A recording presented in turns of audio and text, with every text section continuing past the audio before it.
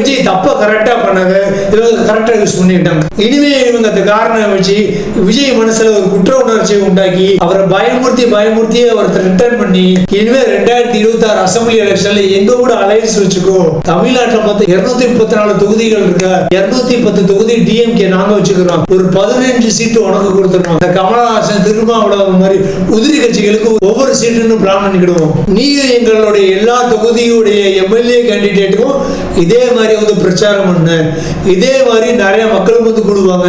அங்க வந்து மோடி எங்கிள் பாட்டு பாடி டான்ஸ் ஆடி டிஎம்கே ஈஸியா மெஜாரிட்டியோட சிஎம் போஸ்ட்ல உட்காரலாம். உனக்கு மினிஸ்டர் போஸ்ட் கொடுக்கறதுக்காகவே நகைச்சுவை மற்றும் பொழுதுபோக்கு இலாக்கா, அதாவது ரெக்ரியேஷன் டிபார்ட்மெண்ட் ஒரு புது டிபார்ட்மெண்ட் கிரியேட் பண்ணி உனக்கு மினிஸ்டர் போஸ்ட் கொடுத்துடுறோம். இல்லன்னா உன் மேல கொலகேஸ் போட்டு உன்னை பெர்மனண்டா ஜெயில தள்ளிடுவோம்னு டிஎம்கே விஜய்க்கு ரெண்டாவது ஒரு டிராப் வச்சிருக்காங்க. இதை தான் நான் வீடியோ ஸ்டார்டிங்ல சொல்லியிருந்தேன். இல்லன்னா பிஜேபி ஏடிஎம்கே இப்ப விஜய்க்கு சப்போர்ட் பண்றாங்க இல்லையா, இதே டீம் விஜய் வரட்டும், பேசாம எங்க நேஷனல் டெமோக்ரஸி அலையன்ஸ்லயே வந்து ஜாயின் பண்ணிரு, உனக்கு ஒரு 5 சீட்டு கொடுத்துறோம், சிஎம் அங்கிள் சீமான் அங்கிள் பாட்டு பாடி டான்ஸ் ஆடு, இல்லன்னா உன தேசிய பாதுகாப்பு சட்டத்துல கைது பண்ணி பாகிஸ்தான் ஜெயிலுக்கு அனுப்பிடுவோம்னு மிரட்டவும் அதிகம் வாய்ப்பு இருக்கு. எப்படி அருமையா பிளான் பண்ணிருக்காங்க பாத்தீங்களா. இதுக்கெல்லாம் ஒத்த காரணம், முதல் காரணம் நம்ம விஜய் லேட்டா வந்ததுதான். தமிழ்நாட்டிலே நம்பர் 1 அலர்ட் ஆர்வம் யாருன்னா வடிவேலு இல்ல, நம்ம தலைவர் தான். சினிமால ரஜினியை ஃபாலோ பண்ண இந்த விஜய் பாலிடிக்ஸ்ல அவரை ஃபாலோ பண்ணிருக்க வேண்டாமா?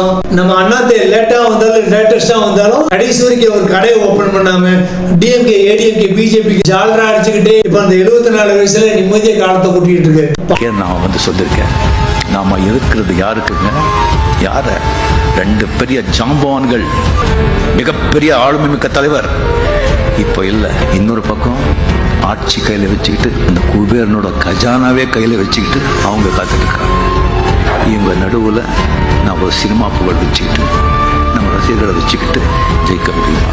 பாருங்க, நம்ம தலைவர் டிஎம்கே மீட்டிங் போனா, டிஎம்கே விழாவுக்கு போனா தமிழ்நாட்டிலே பெஸ்ட் சிஎம் ஸ்டாலின் பர், டெல்லிக்கு போனா இந்தியாவிலே இதுவரையும் ஆண்ட பிரைம் மினிஸ்டர் நரேந்திர மோடி தான் சூப்பர் பிரைம் மினிஸ்டர் பர். நாளைக்கே தமிழ்நாட்டில் ஆட்சி மாதிரி ஜெயலலிதாவுடைய தோழி சசிகலா ஆட்சிக்கு வந்தாங்கன்னா சசிகலா ஜெயலலிதாவோட சிறந்த சிஎம் பாராட்டுவார். மனுஷன் அவளுக்கு புத்திசாலி காலத்தை ஊட்டிட்டு இருக்காரு பாருங்க. குழந்தை